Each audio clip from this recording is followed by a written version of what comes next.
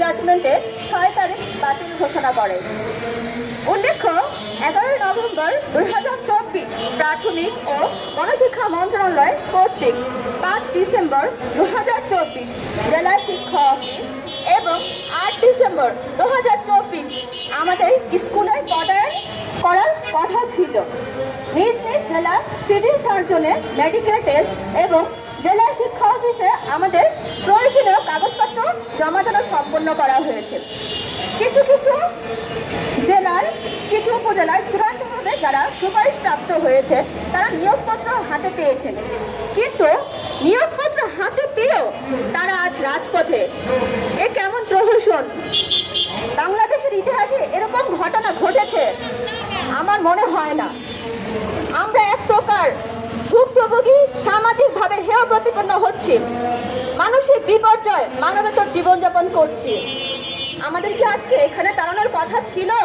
না, আমরা নারী, আমরা আজকে শিশু কিশোরদের সাথে পাঠদানে বিদ্যালয়ে থাকার কথা ছিল, কিন্তু আজ আমরা আপনাদের সামনে এসে দাঁড়িয়েছি কেন?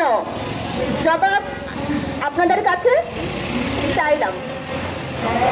আপনাদের মাধ্যমে আমরা প্রধান বিচারপতি, আমরা আমাদের মাননীয় উপদেষ্টা ডক্টর মোহাম্মদ ইউনূস এবং প্রাথমিক ও গণশিক্ষা মন্ত্রণালয়ের উপদেষ্টা ডক্টর বিধান রঞ্জন রায় তাদের কাছে আমাদের বিনীত অনুরোধ, আমাদের এই পরিস্থিতি আপনারা একটু দেখুন এবং আমাদের এই মানসিক যন্ত্রণা থেকে মুক্তিদানের যথাযথ পদক্ষেপ গ্রহণ করুন। আর কত ধৈর্য ধরতে হবে, আর কত মানসিক যন্ত্রণা সহ্য করলে আমাদের এই অবস্থা আপনাদের নজরে আসবে। 5 ডিসেম্বর 2024 তারিখ আমাদের যোগদান করার কথা থাকলেও আইনি জটিলতার কারণে আমরা তা করতে পারিনি। আমরা আইনের প্রতি এখনো শ্রদ্ধাশীল আগেও ছিলাম, এত শুনানির পর শুনানি হলেও আমরা কখনো রাজপথে আসিনি।